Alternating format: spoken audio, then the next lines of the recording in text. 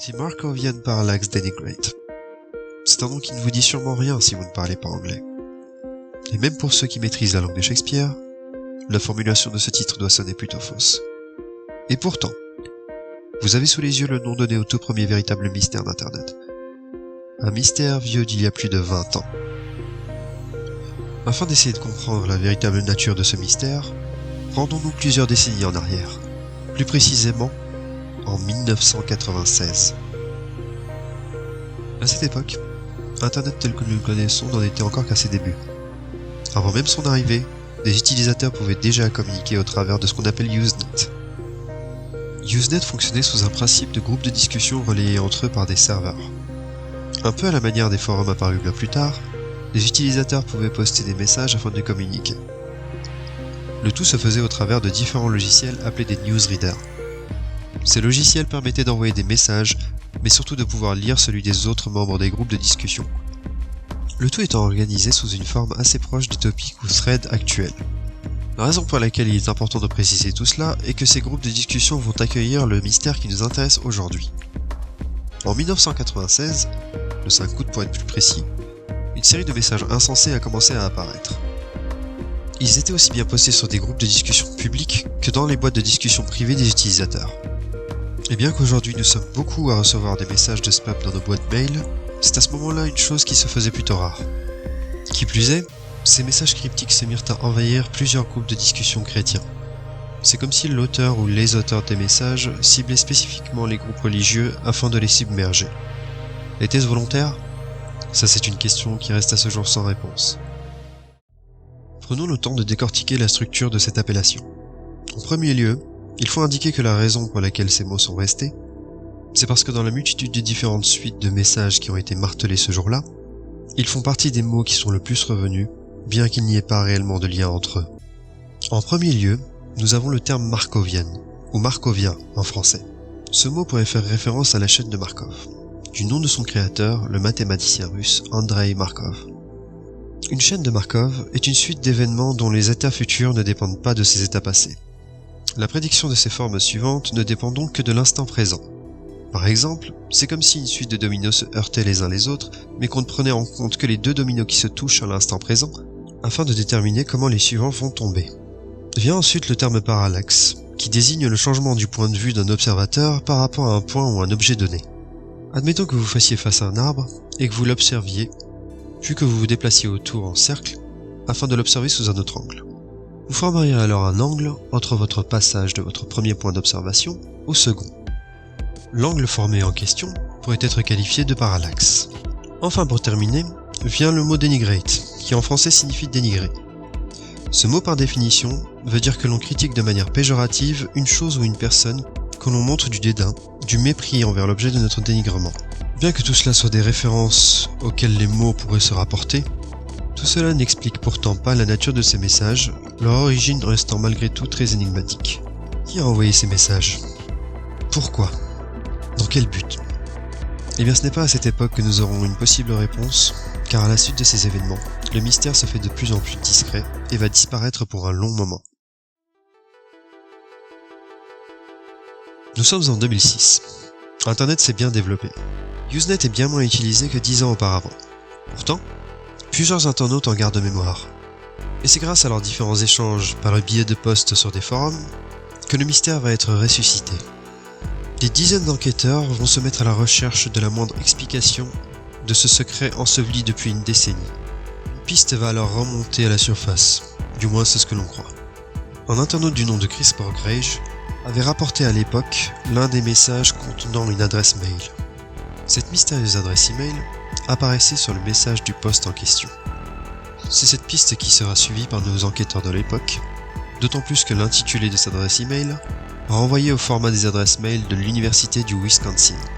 Cet intitulé d'adresse email universitaire va forcément attirer tous les curieux. Était-ce là la preuve que tout cela n'était qu'une farce fomentée par des étudiants qui s'ennuyaient ? Rien n'était moins sûr.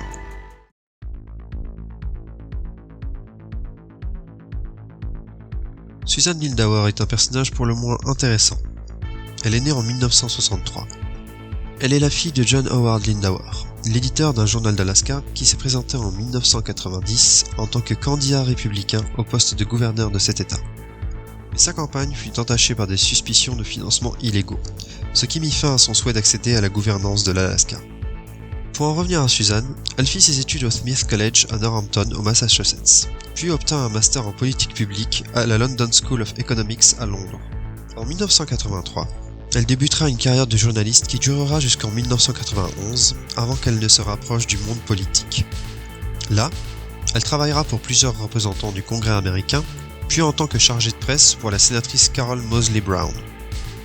En novembre 1993, Susan sera présentée par le biais d'un ami de son père à l'ancien pilote de guerre Paul Owen, ce qui l'amènera à faire connaissance avec plusieurs membres de Capitol Hill, entre autres le Dr Richard Freese, avec qui elle partagera un intérêt certain pour la lutte contre le terrorisme.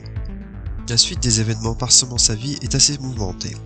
Dans les années qui suivirent, Susan affirma avoir rencontré et tenu régulièrement des rapports avec des représentants de la mission des Nations Unies en Irak, en Libye, ainsi qu'avec des représentants politiques de plusieurs pays du Moyen-Orient, comprenant l'Irak, la Libye, la Malaisie et le Yémen.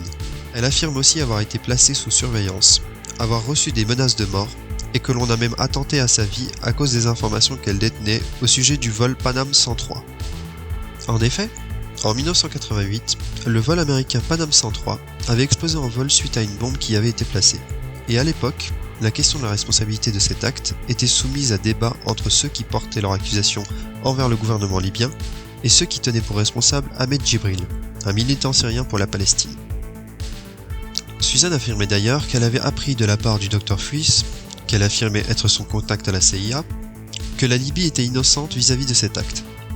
Chose qui sera démentie en 2003 par le gouvernement libyen, qui reconnaîtra que 2 de ses ressortissants, livrés par la suite aux autorités américaines, avaient été les perpétrateurs de ces actes.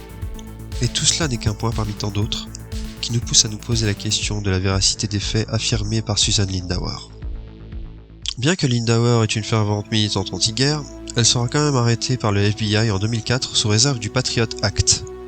Celui-ci permet au gouvernement des États-Unis de détenir sans limite et sans inculpation toute personne soupçonnée de projet terroriste. Susan sera alors accusée d'agir en tant qu'agente non enregistrée d'un gouvernement étranger. Elle serait en somme une espionne de la solde du gouvernement irakien. Cette accusation découle de l'allégation selon laquelle elle aurait accepté en 2002 une somme de plus de $10 000 de la part des services de renseignement irakiens. Lindauer a été libérée sous caution le 13 mars 2004 afin de pouvoir assister à sa mise en accusation la semaine suivante. En 2005, elle fut incarcérée à la base de l'Air Force de Carswell à Fort North au Texas. Elle subira alors une évaluation psychologique avant d'être transférée au Metropolitan Correctional Center à New York. Elle fut libérée en 2006 après que le juge Michael B. McCasey ait déclaré que Susan souffrait d'un long historique de troubles délirants. Elle sera donc déclarée inapte à être jugée. Bien qu'elle passera le reste de sa vie à clamer le contraire, elle ne sera plus considérée apte à être jugée, et le gouvernement américain niera tout lien entre elle et leurs services de renseignement. Toutes charges contre Lindauer seront d'ailleurs abandonnées le 16 janvier 2009, le tribunal considérant que toute poursuite à son encontre ne serait pas dans l'intérêt de la justice américaine.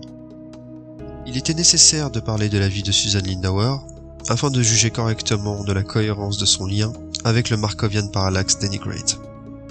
C'est en octobre 2012 que Susan prendra connaissance du mystère du Markovian Parallax Denigrate et apprendra que son nom y était lié au travers d'une adresse mail. Pourtant, lorsque la question lui sera posée, elle niera cependant tout lien avec ces messages cryptiques, affirmant qu'à l'époque des faits, une autre Susan Lindauer étudiait à l'université du Wisconsin et que c'était son adresse mail à elle qui s'était retrouvée dans un des postes de spam du Markovian Parallax Denigrate. Alors en conclusion, quelle est la véritable nature ou même l'origine des messages du mystérieux Markovian Parallax Denigrate? Une simple farce? Un ou plusieurs utilisateurs Usenet anti-religion ou même au contraire essayant de promouvoir les groupes chrétiens auxquels ils auraient participé? Des messages codés réellement liés à Susan Lindauer et aux services de renseignement internationaux? Tout cela reste soumis à votre jugement et à ce que vous décidez de croire. Car le plus vieux mystère d'Internet reste aussi à ce jour un mystère qui n'a pas trouvé de réponse. Merci d'avoir regardé cette vidéo. Je tenais tout d'abord à m'excuser pour la qualité sonore. J'ai fait de mon mieux avec le matériel que j'ai. Si vous avez des retours à faire, qu'ils soient bons ou mauvais, sur certaines choses que vous avez pu voir dans la vidéo, je suis preneur, tant que les commentaires restent constructifs. Alors n'hésitez surtout pas à me donner vos avis. Merci d'avance.